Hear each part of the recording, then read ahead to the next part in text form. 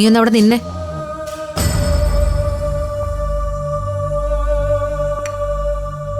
സൂര്യ ടെൻഡറിന് പോയ ദിവസം ആരോ ഒരു ഗിഫ്റ്റ് കൊണ്ടുവന്നല്ലോ. അവരെങ്ങനെയാടി നിന്നെ വിളിച്ചത്? അവരെന്നെ ഫോണിൽ വിളിച്ചിട്ട് പുറത്തേക്ക് ചെല്ലാൻ പറഞ്ഞു.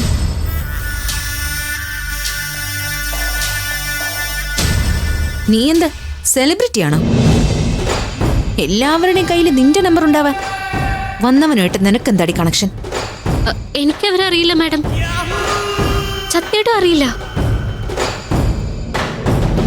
കൊണ്ടുവന്ന ഗിഫ്റ്റ് ഇന്ദ്രജയ്ക്കുള്ളതായിരുന്നെന്നാണല്ലോ എല്ലാവരുടെ ആരോപണം. അങ്ങനെ ആയിരുന്നെങ്കിൽ നീ അത് ഇന്ദ്രജയുടെ കയ്യിലല്ലേ കൊടുക്കേണ്ടിയിരുന്നത്? എന്നോട് സൂര്യ സാറിന്റെ കയ്യിൽ കൊടുക്കാൻ തന്നെയാ പറഞ്ഞത്. കള്ളം. വന്നവരങ്ങനൊരു കാര്യം നിന്നോട് പറഞ്ഞിട്ടില്ല.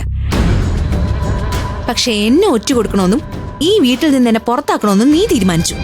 ഇല്ല മാഡം, ഇവിടെ വഴക്കുണ്ടായപ്പോ പോലും സൂര്യ സാറിന്റെ കാല് പിടിച്ച് ഞാൻ പറഞ്ഞതാ നിങ്ങളെ പുറത്താക്കരുതെന്ന്. കേട്ടോ ഇന്ദ്രജെ, എന്ന് വെച്ചാ നമ്മളിപ്പോ ഇവിടെ നിൽക്കുന്നത് ഇവളുടെ ദയവ് കൊണ്ടാണെന്ന്. അല്ല സർ, ഞാൻ ഉദ്ദേശിച്ചത് അങ്ങനെയല്ല. എനിക്കറിയാത്ത കാര്യത്തിന് നിങ്ങൾ എന്നെ ഇങ്ങനെ കുറ്റപ്പെടുത്തരുത്. നിനക്കറിയാത്ത കാര്യോ? സൂര്യ മമ്മിയും തമ്മിലുള്ള വൈരാഗ്യം നീ മുതലെടുത്തു. അത് കഴിഞ്ഞപ്പോ നിനക്ക് മനസ്സിലായി പിന്നെ ശത്രുക്കളാക്കേണ്ടത് എന്നെയും വേദയാണെന്ന്. പ്രശ്നം ഉണ്ടാക്കി എല്ലാവരും ഇവിടെ നിന്ന് പറഞ്ഞയച്ചാലല്ലേ നിനക്ക് ഇതെല്ലാം കൂടെ ആസ്വദിക്കാൻ പറ്റൂ.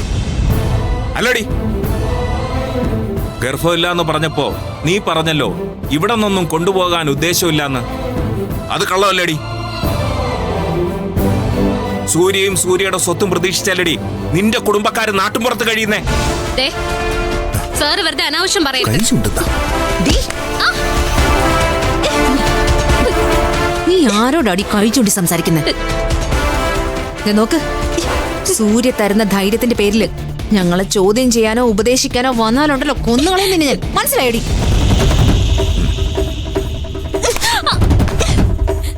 ആ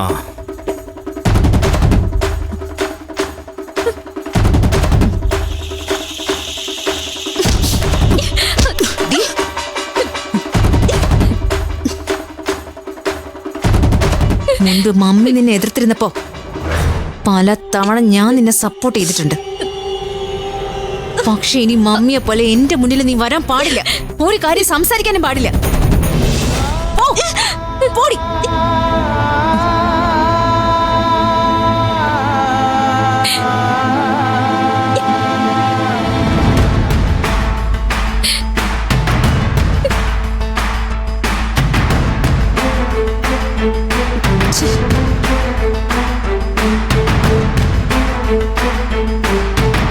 ഇന്ദ്രജെ, അവള് പോയ പോക്കിൽ എല്ലാം സൂര്യയോട് പറഞ്ഞു കൊടുക്കൂ.